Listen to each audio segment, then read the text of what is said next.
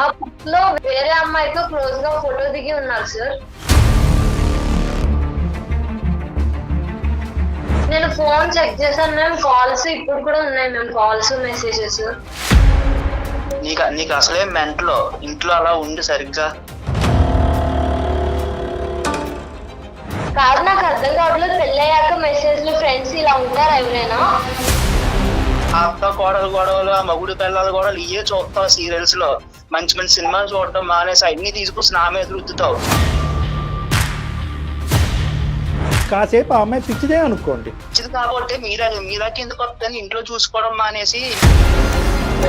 నువ్వు ఆఫీస్కి వెళ్ళినప్పుడల్లా ఫోన్ కాల్స్ మాట్లాడుకుంటూ ఉంటారు. నువ్వు నా ఫ్రెండ్ అనుకుంటూ మెసేజ్లు పంపించుకుంటారు. మరి రమేష్కి అది ఓకే అయితే కనుక మాకు ఓకే. అది ఓకే ఎలా అవుతుందని చంపేద్దాను అలాంటివనే చేస్తే. నా బతుకు ఎలా అయిపోయిందంటే 2 ఫ్రెండ్ల మధ్య శాండ్విచ్ లో అయిపోయిందండి నా బతుకు. ఇప్పుడు అటు పక్కనేమో ఆ పిల్లేమో నాతో మాట్లాడకుండా అది బతకలేను, నా డిప్రెషన్ వచ్చేస్తుంది, నువ్వు ఒక్కడే నాకు అంటది. ఇక్కడ ఈ పిల్లేమో అనుమాన పక్షి అండి. నిజంగా మొగుడికి తెలిస్తే కనుక ఇదే యాటిట్యూడ్ కంటిన్యూ అవుతుందా? నిజంగా నువ్వు పిచ్చోడు. ఎందుకంటే కనుక నేనేమో పిచ్చోనండి, చేసేసారండి నన్ను. నువ్వు చక్కగా ఎంజాయ్ చేస్తున్నావు అమ్మాయితో మాట్లాడుకుంటా. ఎంజాయ్ ఎంజాయ్ పక్కన ఏదో పక్క నువ్వు శాండ్విచ్ అయిపోయింది నా బతుకు. ఏ ఎంజాయ్ ఉంది ఇక్కడ నా బతుకులో? తర్వాత బ్యాండ్విచ్ అవుద్ది. కానీ మీలాగా నేను చేస్తే మీరు ఊరుకోనే ఉంటారా చెప్పండి? మీలాగా నేనేం తిరగట్లేదు. అసలు ఆ చేయటమే తప్పంటే మళ్ళీ అతనిలాగా చేయటం ఏంటంటావు నువ్వు ఒకదానివి?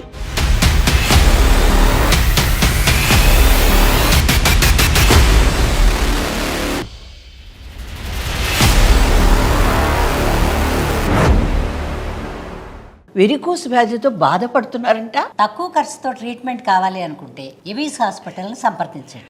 ఎవిస్ హాస్పిటల్ సమర్పించు అందమైన జీవితం కార్యక్రమానికి స్వాగతం. నమస్తే డాక్టర్ గారు. నమస్తే జయ గారు. శ్వేత అని ఒక అమ్మాయి మనకి మెయిల్ చేసిందండి. శ్వేత అనుమానం పెనుభూతం. ఆ అనుమానం ఎలా అంటే ఎవరికి వారు విడిపోయి సపరేట్ అయిపోయేదాకా కూడా తీసుకెళ్ళిపోతుంది. సో శ్వేత అలాంటి ఇష్యూనే మన దాకా తీసుకొచ్చింది డాక్టర్ గారు. కాల్ చేసేస్తానండి ఒకసారి. తప్పకుండా.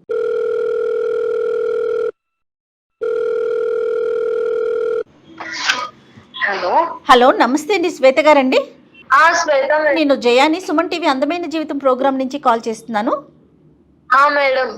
ఎస్, మీరు పంపించిన మెయిల్ చూసానండి. నాతో పాటు డాక్టర్ కళ్యాణ్ చక్రవర్తి గారు కూడా ఉన్నారు స్టూడియోలో.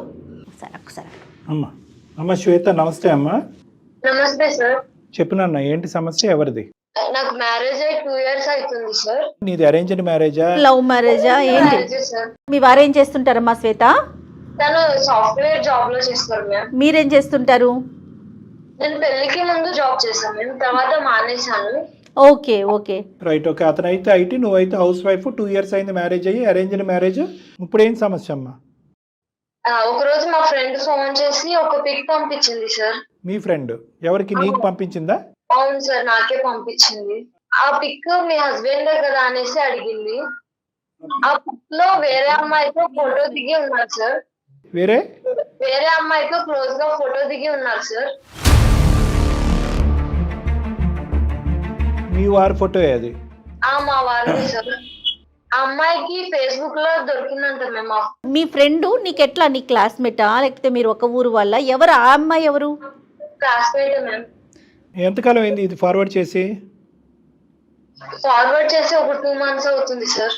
2-3 ఫోటోస్ ఉన్నాయి సార్. ఒకే అమ్మాయితోనా? ఒకే అమ్మాయితో సార్.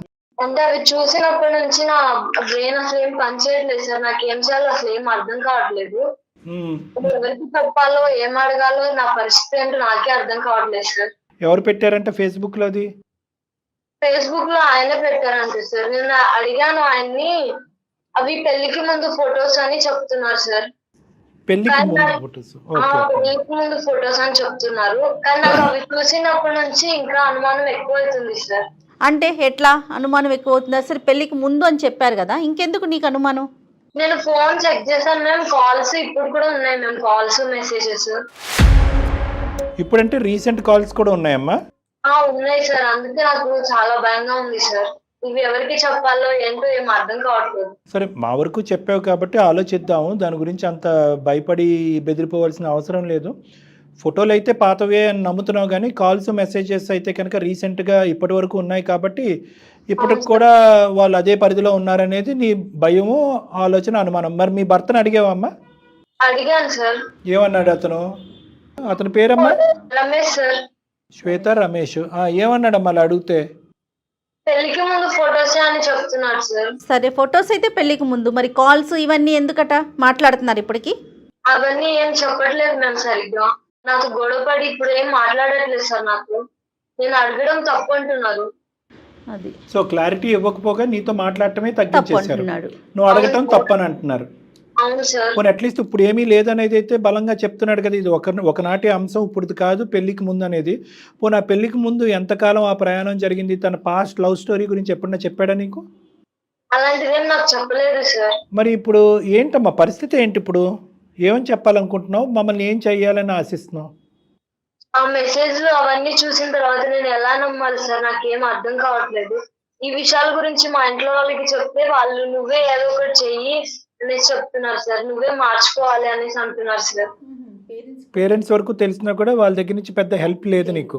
అవును సార్. నేను నువ్వే ఎలా adjust- నమ్మాలి సార్ ఆయన్ని? ఇప్పటి వరకు మెసేజ్లు కాల్స్ వెళ్తున్నాయి. మరి మాట్లాడుతున్నాడు, మెసేజెస్లో కమ్యూనికేషన్ ఉన్నాడు అనేటటువంటిది ఈ రోజు వరకు అంశమా? ఇంకా ఇప్పటికి కూడా అతను ఫోన్ చెక్ చేస్తే అవే బయటపడుతున్నాయా? లేదు సార్, ఆ రోజు గొడవ అయినప్పుడే చెక్ చేశాను సార్. ఇంకా అప్పటి నుంచి ఆయన ఫోన్ కూడా ముట్టుకోలేదు సార్. అంటే 2 months బ్యాక్. అవును sir, 2 months back ma'am. Okay. Okay, so communication అయితే కట్ అయిపోయింది కాబట్టి అది జరుగుతుందో లేదో నీకు అర్థం కాని పరిస్థితిలో జరుగుతుందేమో అని నమ్ముతున్నావు, అంతే కదమ్మా? అవును సార్, నాకు ఏం చేయాలో ఏం అర్థం కావట్లేదు సార్. మిగతా అన్ని విషయాలు ఓకేనమ్మా? నీకు ఇంట్లోకి డబ్బులు ఇవ్వటం కానీ, మంచి చెడు చూడటం కానీ?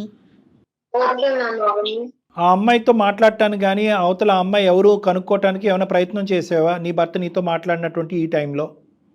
లేదు మ్యామ్, లిమిట్ నేను క్రాస్ చేయలేదు మ్యామ్. ఓకే.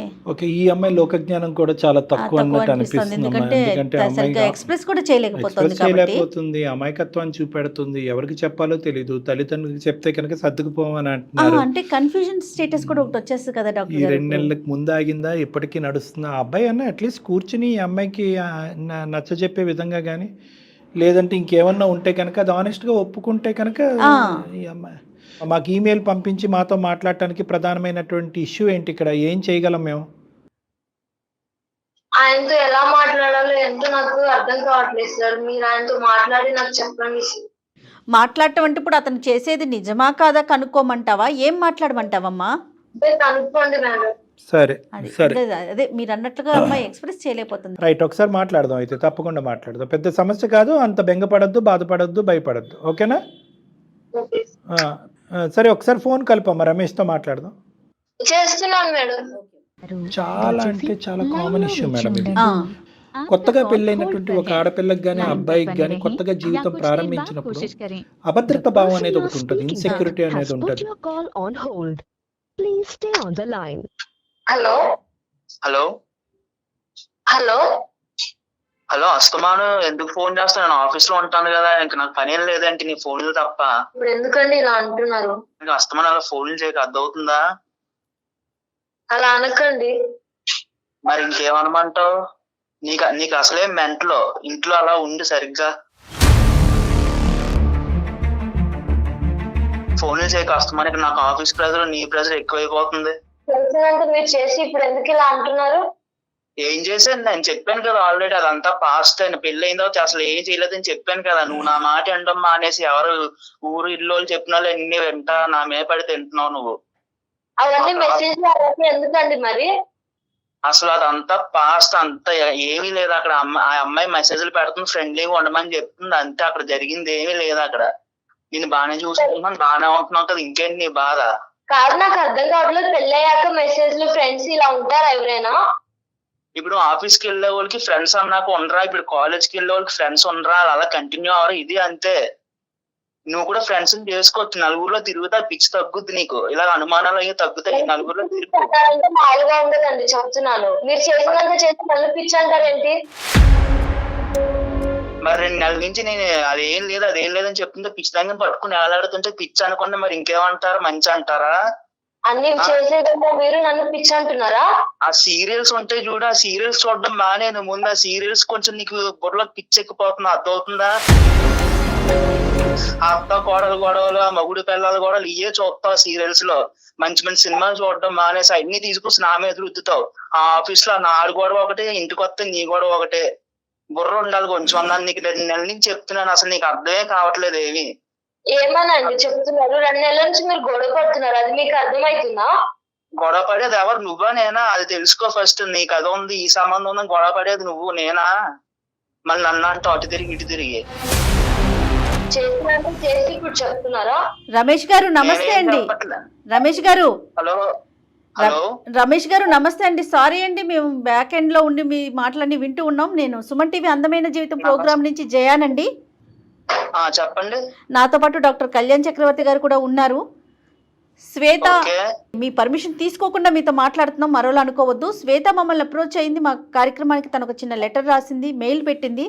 ఏమండి, ప్రపంచంలో బోల్ కుటుంబాలు, ఒక్కొక్క కుటుంబానికి ఒక్కొక్క సమస్య. ఇక్కడ ఏమీ లేనిది పిచ్చిదాని సమస్య మీకు ఒక పెద్ద సమస్య. సరే సరే, అది పిచ్చి సమస్య మంచి సమస్య అది అమ్మాయి వరకైతే మాట్లాడదాం, అమ్మాయికి కానీ సమస్య కదా నాన్న రమేష్. అది ఎవరి ఇప్పుడు సమస్యలకి ఎక్కువ కదా. నాకు బోల్ సమస్యలు ఉన్నాయండి, ఇవన్నీ చెప్పుకుంటా కూర్చుంటే ఎవరు అక్కర్లేదు. ఆ బోల్డెన్ సమస్యలు మాకొద్దు. ఒకటి రమేష్ గారు, అన్ని బోల్డెన్ సమస్యలు వినే ఓపిక ఓర్పు సహనం మాకు లేదు. అంత టైం మీకు కూడా లేదు. ఇష్టం లేనప్పుడు మేము చెప్పమని మిమ్మల్ని బలంతో పెట్టాం. ఇక్కడ సమస్య ఇద్దరిది కాబట్టి, ప్రధానంగా శ్వేతది సమస్య కాబట్టి తన తరపుని మిమ్మల్ని మాట్లాడాలని అనుకుంటున్నా. కానీ రమేష్ నీ సమస్యలు ఏంటి బాబు అని మేము అడగలేదు, అడగదలుచుకోలేదు. కాసేపు ఆ అమ్మాయి పిచ్చిదే అనుకోండి, కానీ ఈ అంశాల గురించి కాదండి. అమ్మాయి పిచ్చిదే, మీకు తెలియట్లేదు. పిచ్చిది కాబట్టి మీరాకి ఎందుకు వస్తాను ఇంట్లో చూసుకోవడం మానేసి మీకు అర్థం కావట్లేదు. అక్కర్లేదమ్మా నాన్న. నువ్వు రమేష్ కొద్దిగా మాటలు జాగ్రత్త. మేము అనేది ఏంటంటే, మాకు చేసే వాళ్ళందరూ పిచ్చి వాళ్ళు ఏమీ కాదు, మతి స్థిమితం మతి భ్రమించినటువంటి వాళ్ళు కాదు. జీవితంలో కొన్ని అంశాల్లో ఓడిపోయి కొన్ని సాధక బాధకాలు తట్టుకోలేక ఏ దిక్కును చెప్పుకోవాలో తెలియక మా వరకు చేరినటువంటి బాధితులు. చెప్పుకోవాలో తెలియపోతే వచ్చి రోడ్డు మీద స్టూడియోస్ లో కూర్చొని చెప్పుకుంటారండి, ఇంట్లో చెప్పుకోవడం మానేసి. కాదు, ఇప్పుడు ఏం చేద్దాం అంటావు? సరే, స్టూడియో వరకు వచ్చింది. నా ఆఫీస్ లో ప్రెజర్ లో ఉంటే మా మేనేజర్ రోజుకో ప్రాజెక్ట్ చేయమంటారు, నేనే స్టూడియోలో కూర్చొని చెప్పుకోనండి అవన్నీ. అది నెక్స్ట్ ఎపిసోడ్ లో మాట్లాడుకుందాం. అప్పుడు నువ్వు కూడా స్టూడియోలోకి వచ్చి మాట్లాడేది. కానీ ఇప్పుడు కూర్చుందిగా ఇప్పుడే చెప్పండి నాకు ఇప్పుడు ఏం చేయాలి అసలు. అసలు ప్రాబ్లం అమ్మాయిది కాదండి, నాది ఆ ప్రాబ్లం. రైట్. వింటున్నారండి? వింటున్నా. నువ్వు ఆగితే మేము మాట్లాడదాం అని చెప్పి నేను మాట్లాడేది. ప్రాబ్లం అమ్మాయిది కాదండి, నాదండి ఇక్కడ ప్రాబ్లం. Very good. విను ఒక్క నిమిషం రమేష్, వింటావా? సమస్య ఇద్దరిది కాబట్టి మీకు ఫోన్ చేసాం. నువ్వు తప్పు చేసావనో నువ్వు నేరస్తుడు అనేటటువంటి మాట మేము అనలేదు, అనం కూడా. ఎందుకంటే కనుక మాకు ఇప్పుడుకొచ్చి నిజాలు ఏంటి అనేది మాకు తెలియదు. ఆ అమ్మాయి తరపున మేము ఏమీ మాట్లాడట్లేదు. ఒక సిచ్యువేషన్కి ఒక క్లారిటీ తీసుకొస్తే ఈ 2 years పాటు జరిగినటువంటి మీ ప్రయాణం సాఫీగా స్మూత్గా ముందుకెళ్ళి నలుగురు మధ్యలో పరువు పోకుండా ఉండేటటువంటి విధంగా చేసేటటువంటి ప్రయత్నమే మా ప్రయత్నం. ఇప్పుడు నేను బాధితుడిని అంటున్నావు కదా, నువ్వు ఎలా బాధితుడు అనేటటువంటిది మేము ఎక్కడ మిమ్మల్ని బ్రేక్ చేయం, ఆపం. నువ్వు ఎలా బాధితుడు, నువ్వు ఎలా ఇబ్బంది పడుతున్నావు నీ వర్షన్ చెప్పు, మేము వింటాం. పెళ్ళి 2 years అయ్యిందండి, అందంగా ఉండాలి కదండి. ఎవరో వాళ్ళ ఫ్రెండ్ అంటండి ఏదో ఫేస్బుక్ లో ఫోటోలు పంపిందంటండి. ఎవరు ఫోటోలు అవి? అనుమానం. ఎవరు ఫోటో? నాదిను నా ఫ్రెండ్ దండి. మాది పట్టుకొని ఇంక నాకు ఏదో లింక్ ఉంది అంటుందండి. ఏదో బీటెక్ లోనే ఎప్పుడో అక్కడ లవ్ లో ఉన్నావండి, ఫోటోలు దిగా అప్లోడ్ చేసావు. అదంతా అయిపోయింది, అప్పుడే అయిపోయింది. ఆ అమ్మాయికి నాకు ఇప్పుడు అసలు నేను అమ్మాయితో అంత క్లోజ్ గా కూడా లేను. అప్పుడప్పుడు అమ్మాయి ఫోన్ చేసి మెసేజ్ పడుతుందండి. నేను అమ్మాయికి చెప్పాను ఆల్రెడీ పెళ్లి అయిపోయింది వదిలేయమని. కానీ ఆ అమ్మాయి ఏంటంటే, అమ్మాయికి నేను అంటే ఇష్టం అంటండి. కొన్ని ఫ్రెండ్లీగా అయినా ఉండు, నువ్వు తప్ప నాకు ఇంకెవరు తెలుసు, ఫ్రెండ్షిప్ కోసం దాంట్లోనే ఉండని చెప్పేసి ఆ అమ్మాయి అస్తమానం మెసేజ్లు పెట్టడం, అది పెట్టడం ఇది పెట్టడం చేస్తా ఉంటదండి. కాదు నువ్వు అమ్మాయికి చెప్పావా నాకు ఇలా పెళ్లి అయింది, ఇప్పుడు మెసేజ్లు పెడితే కనుక నా భార్యతోని నాకు గొడవలు అవుతున్నాయి, గొడవలు అవ్వచ్చు అన్నట్టుగా చెప్పావా? నేను ఆల్రెడీ అమ్మాయికి అన్ని చెప్పానండి. అమ్మాయి జస్ట్ ఫ్రెండ్స్ కోసం అంతే, ఏమీ కాదని చెప్పి అలా కాదు. అలా కాదు, ఇప్పుడు ఓన్లీ ఫ్రెండ్స్ జస్ట్ ఫ్రెండ్షిప్ అయినా కూడా ఇక్కడ భార్యాభర్తల మధ్యన ఎవరి ఆలోచన శైలి ఎలా ఉందో అనేది మనకు తెలీదు. కొంతమంది బ్రాడ్గా ఆలోచించవచ్చు, కొంతమంది నేరోగా ఆలోచించవచ్చు. అందులో ఏంటంటే నీ భార్యకి పెద్ద అంత లోకజ్ఞానం అంత ఇంగితం ఉన్నట్టుగా నాకు అనిపించట్లేదు. ఆ అమ్మాయి కొద్దిగా నేరో మైండ్, ఆ అమ్మాయి ప్రపంచం చాలా చిన్నది అన్నట్టు అనిపిస్తుంది. అందులో అనుమానాలు రావడానికి అవకాశం ఎక్కువ ఉంటుంది. అది 2 years బట్టి నువ్వు కూడా 2 years బట్టి నువ్వు బాగా పసిగట్టి ఉండొచ్చు ఈ అమ్మాయికి లోకజ్ఞానం తక్కువని. అలాంటప్పుడు అమ్మ మహాతల్లి నువ్వు దూరంగా ఉండు, ఫ్రెండ్షిప్ కాస్త అయిపోయింది, ఇప్పుడు అవి ఏమీ వద్దు, ఈ మెసేజ్లు ఏమాత్రం నా భార్య చూస్తే ప్రాబ్లం అవుతుందని మీరు కొద్దిగా గట్టిగా వారించుంటే ఆ అమ్మాయి ఆపేసి ఉండేదేమో కదా. ఏమండి ఇప్పుడు నా ఫ్రెండ్ ఆ అమ్మాయి చచ్చిపోతాను నేను, నాకు బాధలు అయి చెప్పుకోవడానికి నువ్వు తప్ప ఇంకెవరు లేరు, నాకు కాలేజీలో కానీ అంతా నీతోనే కదా, నాకు ఎవరు లేరు, ఫ్రెండ్లీగానే ఉండు, నాకు కనీసం రిఫ్రెష్ గా ఉంటది మైండ్ అని చెప్తుంది. అమ్మాయికి రిఫ్రెష్ గానే ఉంటది. ఆ అమ్మాయి మధ్యలో మీ జీవితం కదా నాశనం అవుతోంది. ఆ అమ్మాయికి మ్యారేజ్ అయిపోయిందా? ఆ అమ్మాయికి మ్యారేజ్ అయిపోయింది, భర్త ఉన్నాడు, 2 పిల్లలు కూడా ఉన్నారండి. అయినా కానీ నీతో మాట్లాడటానికి ఇష్టపడుతుంది, మరి భర్తకు తెలియకుండానే మాట్లాడుతుంది ఆవిడ? భర్తకు తెలుసో తెలీదో మరి నాకు తెలియదండి. మరి అది చాలా ఇంపార్టెంట్, నువ్వు క్లారిటీ తెచ్చుకోవాలి. లేదంటే మీ వైఫ్ తో పాటు ఇంకోటి మొదలవుతాడు నీ వెనకాతల పట్టానికి. మీ వైఫ్ అంటే ఇంటి వ్యవహారం, అది పర్లేదు. ఎందుకురా బాబు నా భార్యతో తెలియకుండా మాట్లాడుతున్నాం అని చెప్పి అక్కడ ఆవిడకో 2 వాయించి నీ మీదకి వచ్చాడు అనుకో, పరిస్థితి ఇంకో విధంగా ఉంటుంది. ఇప్పుడు మీ వైఫ్ కాబట్టి మీరు 100 సార్లు పిచ్చిదానివి అంటున్నారు. ఎవరు ఊరుకుంటారండి తన ముందు మీరు అట్లా మాట్లాడుతూ ఉంటే? ఎప్పుడైతే మ్యారేజ్ అవుతుందో రమేష్కి ఎంతైతే ఫ్రెండ్ అవుతుందో ఆ అమ్మాయి శ్వేతకు కూడా అంతే ఫ్రెండ్ అవ్వాలి, మన ఇంటికి తీసుకురావాలి, పిలిపించాలి, మాట్లాడుకోవాలి, ఒక కామనాలిటీ తీసుకురావాలి, లిమిటేషన్స్ ఉండాలి. ఒకరికి ఇష్టం లేకుండా ఇంకొకరు పదే కాల్ చేసి మెసేజ్లు పెడితే అది పద్ధతిగా ఉండదు. భార్య దగ్గర నుంచి దాచిపెట్టి ఫోన్ కాల్స్ మెసేజ్లు పెట్టుకుంటే అది పద్ధతిగా ఉండదు. ప్రైవేట్గా బయటకు వెళ్ళి కలిస్తే అది అస్సలు పద్ధతిగా ఉండదు. ఇటువంటి లిమిటేషన్స్ ఫ్రెండ్షిప్ అనేటటువంటిది ఉండొచ్చు, కానీ నేను చెప్పినటువంటి ఈ 4-5 కండిషన్స్ ఉంటేనే అది ఫ్రెండ్షిప్ కింద యాక్సెప్ట్ అవుతుంది. లేదంటే ఈ అనవసరమైనటువంటి శ్వేత లాంటి వ్యక్తులకి అనవసరమైనటువంటి అనుమానాలు వస్తాయి. అదే ఫ్రెండ్షిప్ అదే పద్ధతిని శ్వేత కంటిన్యూ చేస్తే కనుక రమేష్కు తెలియకుండా పెళ్ళైన 2 years తర్వాత ఫ్రెండ్షిప్పే, నీ మాటల్లోగా అది ఫ్రెండ్షిప్, ఇంకేమీ ఉండదు. వాళ్ళిద్దరు బయట కలవటం కానీ ఇంకోటి ఉండదు. జస్ట్ అప్పుడప్పుడు నువ్వు ఆఫీస్కి వెళ్ళినప్పుడల్లా ఫోన్ కాల్స్ మాట్లాడుకుంటూ ఉంటారు, నువ్వు నా ఫ్రెండ్ అనుకుంటూ మెసేజ్లు పంపించుకుంటారు. మరి రమేష్కి అది ఓకే అయితే కనుక మాకు ఓకే.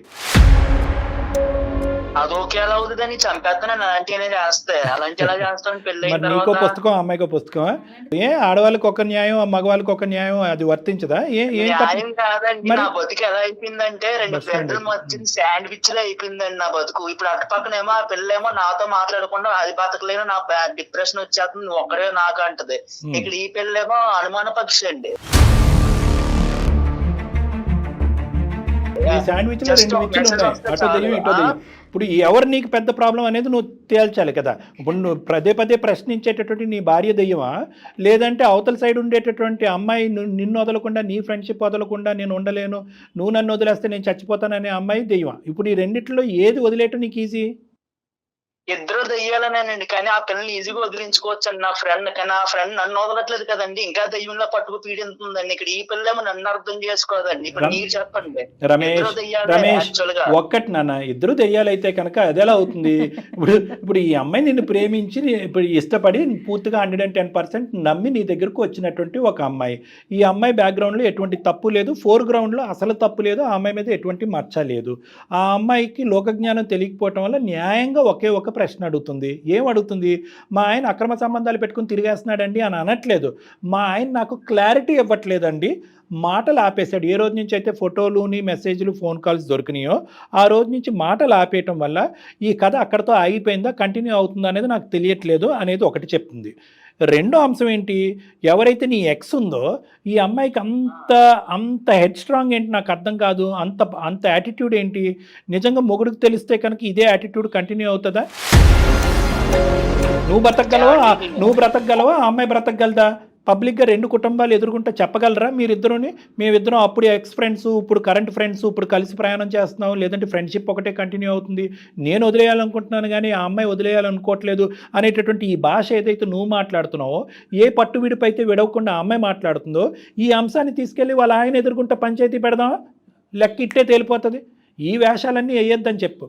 ఎందుకు చచ్చిపోతుందంట? ఏమనుకుని చచ్చిపోతుందంట? అనుకున్నారు, వర్కౌట్ అవ్వలేదు లవ్ స్టోరీ, పెద్దలు ఒప్పుకోవట్లేదు కాబట్టి అంగీకరించారు.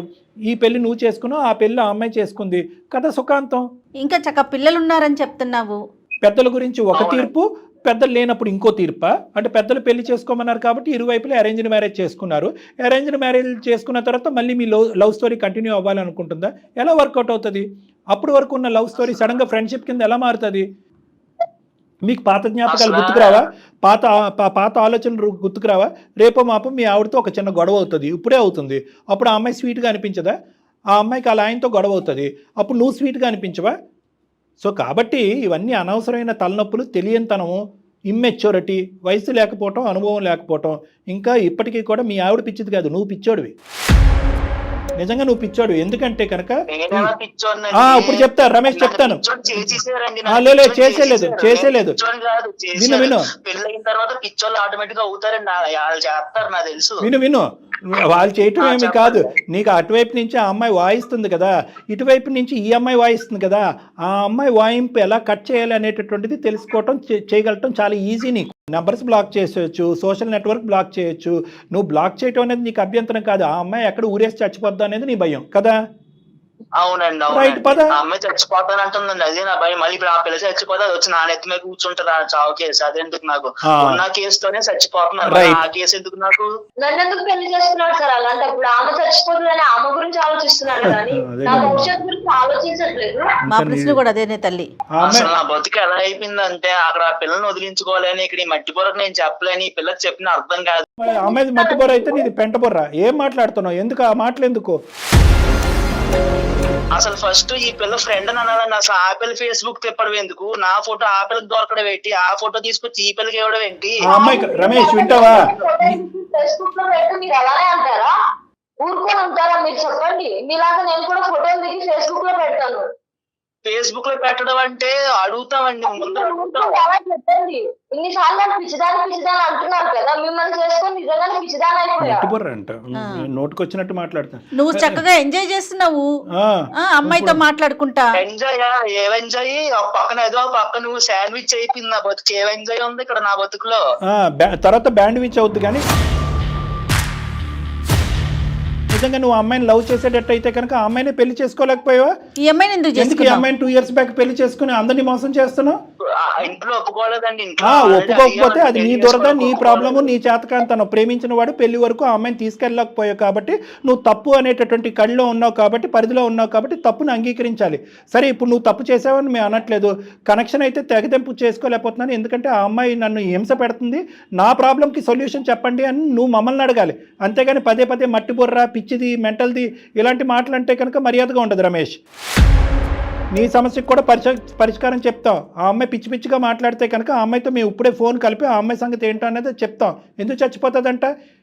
పెళ్లి చేసుకుని 2 పిల్లలు కనుక చచ్చిపోవటానికి పాత ప్రేమలు గుర్తు తెచ్చుకుని చేసేటటువంటి దొంగ పనులు ఆ అమ్మాయికి కూడా మేము బుద్ధి చెప్తాం.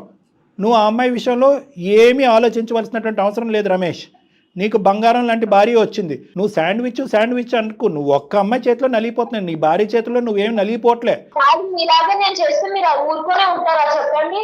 మీలాగా నేనేం తిరగట్లేదు. అసలు ఆ చేయటమే తప్పంటే మళ్ళీ అతనిలాగా చేయటం ఏంటంటావు నువ్వు ఒకదానివి? శ్వేత, తప్పు చేస్తే ఆడోళ్ళు మరి చమ్మిక్కయ్యి ఇప్పుడు మగోడు తప్పు అంటారు మీరు. నేను ఎక్కడ తప్పు చేశాను? నువ్వు ఆడజాతి మొత్తాన్ని బయటకు లాగమాక గానీ. నువ్వు ప్రేమించినటువంటి అమ్మాయి గురించి నువ్వు పోరాడలేక దిక్కుతోచినటువంటి పరిస్థితిలో ఒక అరేంజ్డ్ మ్యారేజ్ చేసుకుని ఆ అమ్మాయిని ఇప్పుడు వదిలించుకోలేక చిక్కుముడి సమస్య నువ్వు బాధపడుతున్నావు. ఇది స్వయంకృతాపాత్యం, నీకుగా సృష్టించుకున్నటువంటిది. అర్థమైందా? నువ్వు సృష్టించుకున్నటువంటి ఒక భయంకరమైనటువంటి పరిస్థితిలో ఆ వేడి నూనెలో ఈ అమ్మాయి పడింది. ఇప్పుడు ఈ అమ్మాయి గజగజలాడిపోతుంది. నేను ఏది సృష్టించుకోలేదని విధి అలా రాసిందని నా బతుకు నేనేం చేయనండి. సరే, విధి రాసింది అంటున్నట్టే నువ్వు అనుకో, కానీ ఇక్కడ ఈ అమ్మాయికి ఏం సమాధానం చెప్తావో చెప్పాలి కదా. మరి విధి నీ జీవితాన్ని రాసింది, కానీ నువ్వు ఈ అమ్మాయి జీవితాన్ని రాసావు. కాదు డాక్టర్ గారు, నువ్వు మరి సరి చేసుకోవాలనుకుంటున్నావా? విధి రాసింది, పో నీ భాష ప్రకారమే మాట్లాడదాం. విధే రాసింది అనుకుందాం. మరి నీ జీవితాన్ని నువ్వు సరి చేసుకోవాలనుకుంటున్నావా, అనుకోవట్లేదు? అది చెప్పు రమేష్. నేను ఖచ్చితంగా సరి చేసుకోవాలని అనుకుంటున్నాను, కానీ ఆమె అమాయకత్వంతో, ఆమె ఏంటంటారు అలాగా నా అనుమానాలతోటి నన్ను అలా హింసిస్తుంది. నేనేం చేయను రమేష్. ఆ పరిస్థితుల్లో ఎవరున్నా అలాగే చేస్తారమ్మా. అనుమానం ఎలా అవుతుంది అయ్యా? ఉన్నదే కదా. నువ్వు ఫోన్ కాల్స్ మాట్లాడకుండా మాట్లాడింది అంటుందా? మెసేజ్లు పంపించకుండా పంపించింది అని అంటుందా? ఫోటోలు చూడకుండా ఫోటోలు ఉన్నాయని అంటుందా? అన్నీ ఉన్నవే కదా. నీ వర్జన్ ఏంటంటే స్లోగా ఆ ప్రేమను కట్ ఆఫ్ చేసేస్తున్నానండి, అవతల ఆ అమ్మాయి నుంచి వచ్చే థ్రెట్ తట్టుకోలేక. కానీ యువతలు నిలబడినటువంటి భార్యకి ఏమనిపిస్తుంది? అప్పుడు స్టోరీ ఇప్పుడు కూడా కంటిన్యూ అవుతుంది అన్నట్టే మాట్లాడుతుంది. సో కాబట్టి ఏంటంటే ఆ అమ్మాయి షూస్ లో ఒక్కసారి నిలబడి ఆలోచించు. ఇప్పుడు అయింది ఏదో అయిపోయిందని పాస్ట్ ఈజ్ పాస్ట్ అండి. ఇప్పుడు ఆమె బాధపడుతుంది, నేను బాధపడుతున్నాను. ఇప్పుడు Right, ఏం okay. చేయమంటారు చెప్పండి. Very good. ఇప్పుడు దారిలోకి వచ్చా, మంచిగా చెప్తాను, మంచిగా విను, ఏమీ ప్రాబ్లం లేదు. ఈజీగానే ఇలాంటి కొన్ని వందల వేల కేసులు చేసినటువంటి అనుభవంతో మేము చెప్తున్నాము. ఇక్కడ ఎవరు సూసైడ్ చేసుకోరు, ఏదో జరిగిపోతుంది అని కూడా నేను అనుకోవట్లేదు. అర్థమైందా? ఎందుకంటే ఆ అమ్మాయికి కూడా ఒక బరువు ఉంది, ఒక బాధ్యత ఉంది, ఒక కుటుంబం ఉంది, చక్కటి భర్త ఉన్నాడు, ఓకే, 2 పిల్లలు ఉన్నారు. ఆ అమ్మాయికి కూడా ఆలోచింపజేసేటటువంటి విధంగా నేను జయ మేడం మేము తర్వాత నీ ఫోన్ పెట్టేసిన తర్వాత ఆ అమ్మాయితో ప్రత్యేకంగా మేము ఫోన్లో మాట్లాడతాం. ఫోన్లో మాట్లాడి ఆ అమ్మాయి కొద్ది పద్ధతి నేర్పిస్తాం, కొద్దిగా అరికట్టేటటువంటి ప్రయత్నం నేర్పిస్తాం, నయానో భయానో చెప్దాం, కొద్దిగా ఆలోచన బ్రెయిన్లో పెడతాం. Right sir. ముందుగా ఇక్కడ ఒక పాయింట్, మాకు ఈమెయిల్ పంపించినటువంటి శ్వేత అర్థం చేసుకోవాలి. ఇక్కడ ఏంటంటే నీ భర్త ఒకానొక ప్రేమికురాలతో మాట్లాడాడు. ఎందుకు మాట్లాడాడు? ప్రేమను ఏమి కంటిన్యూ చేయట్లేదు. అవతల వైపు ఆ అమ్మాయి పెట్టేటటువంటి థ్రెట్ భరించలేక ఆ అమ్మాయి నో అని ఒకేసారి కట్ చేసేస్తే ఎటువంటి అఘాయిత్యానికి పాల్పడుతుందో అనేటటువంటి భయంతో అతను స్లోగా కట్ చేసేటటువంటి ప్రయత్నం చేస్తూ ఈ లోపలే ఈ ఫోటోలు బయటపడి ఆ మెసేజ్లు, ఫోన్ కాల్స్ నీకు కనిపించడం జరిగింది. కాబట్టి నీ భర్త పెళ్ళయిన తర్వాత నీతో సిన్సియర్గానే ఉన్నాడు. ఫస్ట్ నువ్వు ఆ మెంటల్లీ అది తీసేసాయి. ఎటొచ్చి ఈ అమ్మాయితో ఫ్రెండ్షిప్ లేదు, రిలేషన్షిప్ లేదు, ఇది మొత్తం ఎలా కట్ చేయాలి అనేటటువంటిది పెద్దలుగా మేము ఆలోచిస్తాం. అర్థమైందా? అర్థమైంది సార్. ఇప్పుడు ఇవన్నీ నమ్మొచ్చా సార్ ఆయన చెప్పినవన్నీ? అది చెప్తాను, వినండి. నమ్మచ్చమ్మా, నమ్మచ్చు. ఎందుకంటే దానికి సంబంధించినటువంటి ఎంక్వైరీ కానీ, దానికి సంబంధించినటువంటి బ్యాక్గ్రౌండ్ వర్క్ కానీ మేము కూడా చేస్తాము. ఆ తర్వాతే మేము నీకు ఖచ్చితమైనటువంటి ఒక నిర్ణయాన్ని మేము చెప్తాం. అర్థమైందా? అందు గురించి నేను ఏమంటున్నాను, ఎక్కడితో కథ కంచుకెళ్ళింది, రమేష్ నువ్వు అమ్మాయిని మర్చిపో, నీ భార్యతో ఉండు అని అనట్లేదు. ఆ అమ్మాయితో కూడా మేము ఫోన్లో మాట్లాడతాము అని చెప్తున్నాను. అర్థమైందా? రమేష్, నువ్వు ఒక్కడవే లేవు. శాండ్విచ్ ఆవిచ్చు ఏమీ లేదు. మనందరం ఒకే టీము, ఒకే ఫ్యామిలీ.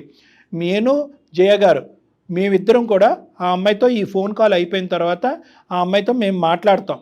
ఓకే, మాట్లాడి అమ్మ ఇది పరిధులు దాటకూడదు, ఈ పరిధులు దాటితే అందరికీ ప్రమాదమే, 2 కుటుంబాలు సర్వనాశనం అయ్యి రోడ్డు మీద పడతాయి, ఇప్పటికే అందరూ మెంటల్ టెన్షన్లో ఉన్నారు, గత ఇదంతా వదిలేసి ఒక కొత్త జీవితాన్ని ప్రారంభించి ముందుకు వెళ్ళిపోండి, ఇక్కడ రిలేషన్షిప్ లేదు, ఫ్రెండ్షిప్ లేదు అనే విధానంగా నయానో భయానో ఆ అమ్మాయికి నచ్చజెప్పేటటువంటి ప్రయత్నం మేము చెప్తాం. ఓకేనా రమేష్?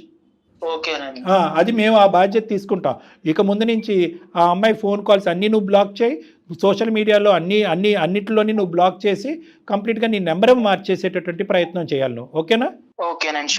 ఆ అమ్మాయి బ్యాక్గ్రౌండ్లో నిన్ను వేధించకుండా, అటాక్ చేయకుండా, వేరే నెంబర్ నుంచి నిన్ను కాల్ చేసి థ్రెట్ చేయకుండా, ఆ అమ్మాయి మా మాట వినకపోతే కనుక వాళ్ళ ఇంటి పెద్దల ద్వారా ఆ అమ్మాయికి బుద్ధి చెప్పేటటువంటి ప్రయత్నం చేస్తాం.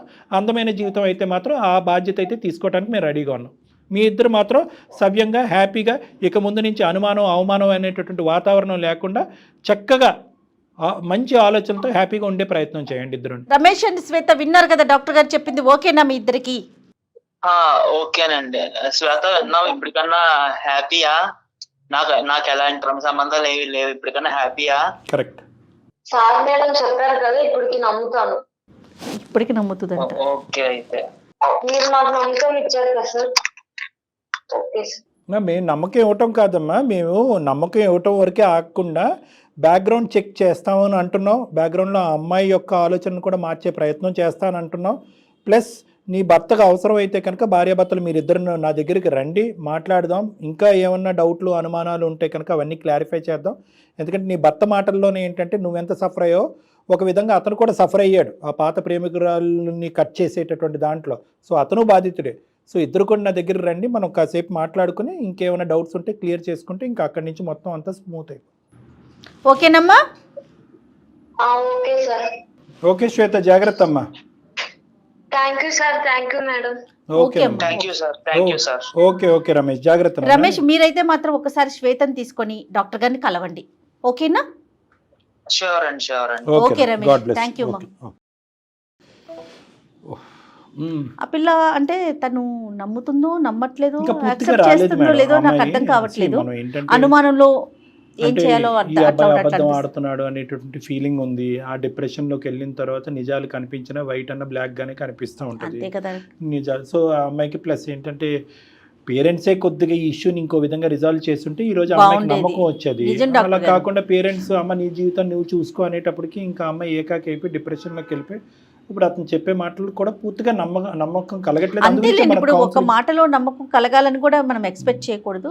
మనం అందుగురించే పిలిపించి మాట్లాడదాం. తప్పకుండా ఆ అమ్మాయితో కూడా, ఆ ఎక్స్ అనేటటువంటి అమ్మాయితో కూడా మనం ఒకసారి ముందు స్ట్రాంగ్ గా మాట్లాడాల్సింది ఆ అమ్మాయితో, తప్పకుండా. డెఫినెట్ గా మాట్లాడాలి. Okay, రైట్ డాక్టర్ గారు, నమస్తే. నమస్తే. వెరికోస్ వ్యాధితో బాధపడుతున్నారంట. తక్కువ ఖర్చుతో ట్రీట్మెంట్ కావాలి అనుకుంటే ఎవిస్ హాస్పిటల్ని సంప్రదించండి.